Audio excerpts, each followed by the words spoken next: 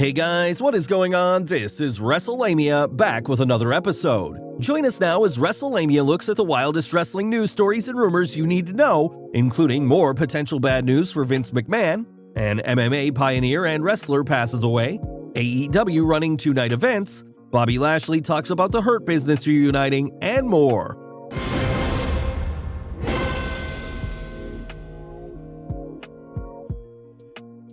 More shocking Vince McMahon news.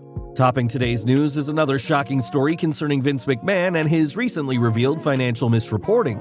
Various news sites, including WBZ News Radio, are reporting on the latest revelation. Here's what WBZ News Radio had to say. Former WWE Chairman and CEO Vince McMahon paid an additional $5 million in off-the-book personal expenses, according to an SEC filing by the company on Tuesday, August 9, totaling $19.6 million in personal expenses. This is just the latest in a series of news stories that some believe led to Vince McMahon retiring from his position as CEO and chairman of the board. Some analysts believe the retirement was actually a resignation imposed on him as more controversies emerged after the Wall Street Journal reported McMahon had paid hush money to several women regarding extramarital affairs and possible misconduct. The payments, which were uncovered during the company's ongoing investigation into claims of sexual misconduct committed by McMahon, made two payments in 2007 and 2009 that should have been included in the company's consolidated financial statements. This latest discovery is yet another setback for WWE in terms of reporting its Q2 earnings. Dave Meltzer noted, "With the two additional payments uncovered, WWE notified the SEC on Tuesday that it will be late in filing its second quarter financial report for this year. WWE is also revising its 2019, 2020, and 2021 financial reports and its report for the first quarter of 2022 to account for the payments." Keep in mind that WWE's board of directors is still investigating McMahon, and there are reports that the federal government is examining Vinnie Mac's actions to see if there was any type of misconduct.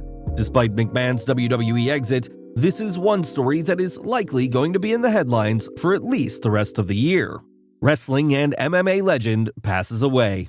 Wrestlelamia is sad to announce the passing of MMA pioneer and professional wrestler Judo Gene LeBell. LeBell won the AAU National Judo Championship in 1954 and 1955. The highly skilled martial artist entered professional wrestling due to its lucrative paydays. He was known for his work in the NWA's Hollywood Wrestling Territory, a promotion owned by his brother, Mike LeBell. LeBell retired from wrestling in 1981, but continued working in Hollywood as a stuntman and in the world of martial arts as a trainer and judge. Judo Gene refereed the historic 1976 boxer versus wrestler match between Muhammad Ali and Antonio Inoki. He's also known to younger fans for walking Ronda Rousey out to the ring during her UFC career, and for the legendary story where he supposedly choked out Steven Seagal. Wrestlelamia sends its condolences to Mr. LeBell's friends and family. He was 89 years old. AEW planning two-day pay-per-views? Is AEW going to start running two-day pay-per-view events?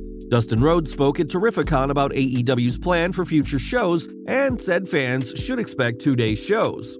"I think we're going to do two-day events now, for pay-per-views. I believe I've heard that down the pike. It'll be like a WrestleMania experience. You have 2 days of Double or Nothing or 2 days of All Out or Revolution." The WWE has enjoyed success with its two-night WrestleMania shows, and there are other promotions such as New Japan Pro Wrestling that hold two-night wrestling events.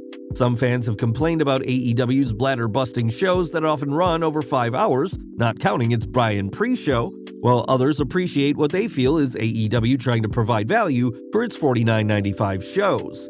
It'll be interesting to see how many matches AEW holds each night and how much it charges for its two-night events.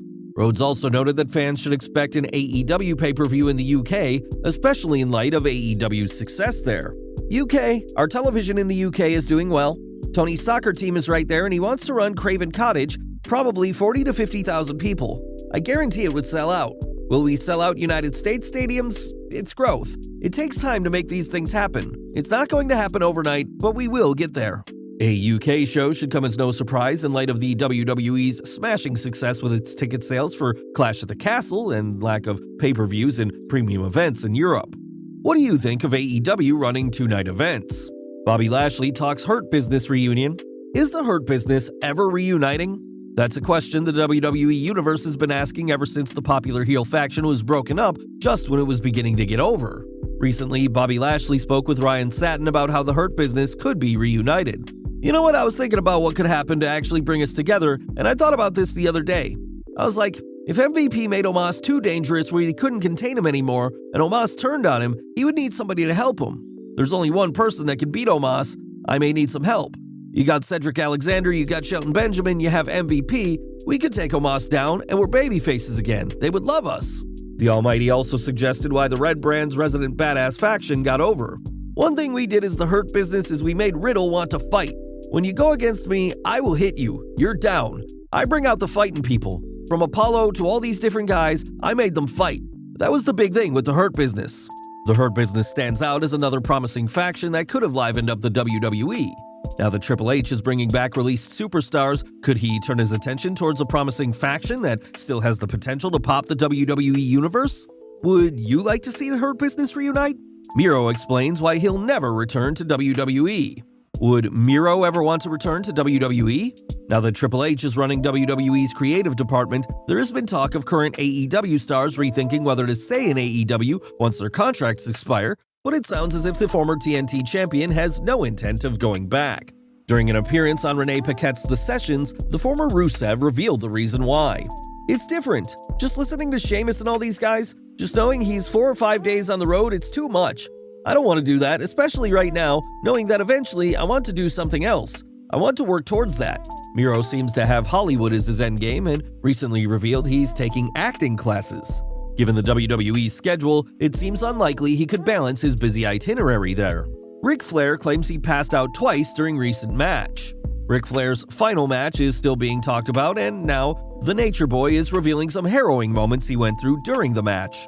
I don't think people realized I passed out twice. What happened was, my regimentation for training was so strict. I wanted my perfect weight to be like 220 going in. So the last day and a half, aside from all the work that we had planned for me to do, I didn't hydrate because I had it in my mind that I had to weigh 219. So anyway, I went to the ring at about 217 pounds. What happened during the match is I just became dehydrated. The Nature Boy described how he wasn't sure what was going on. While I was standing on the apron, I looked at Jay, which started the whole wheel in motion. I said, man, I think I'm getting sick, because I was getting lightheaded. Nothing to do with my heart, nothing to do with my intestines. I was getting lightheaded. I'm sure a lot of it was nerves as well. Thankfully, Slick Rick got through the match, and afterwards, The Undertaker made sure Flair drank Gatorade before he downed the beers he had waiting for himself. Did Mickie James retire? Last but not least, has Mickie James retired? The 42-year-old performer has been wrestling since she started on the indie circuit in 1999, and since then has had many successful campaigns in the WWE and Impact Wrestling, including various world championships. However, could James be ready to call it a career? There are some hints that James could be riding off into the sunset. WrestleTalk's Taylor Sanchez discussed a recent angle in Impact Wrestling. James hasn't wrestled since losing to Chelsea Green on the July 14th edition of Impact Wrestling. Following the bout, James noted that she was going home in an intriguing backstage segment. Not only that, but recently James tweeted the following after a fan asked her if she was going to team with Asuka in the WWE's Women's Tag Team Tournament. No, I feel I'm done in wrestling, but you can hashtag watch along with me and at RealNickAldis tonight on @millions.co. Given the nebulous nature of wrestling retirements, fans will have to wait and see how this plays out. Well guys, there you have it, the wildest news, stories, and rumors you need to know. Leave your comments below, don't forget to subscribe to our channel, follow us on Instagram and Twitter, and I'll see you next time for some more wrestling content.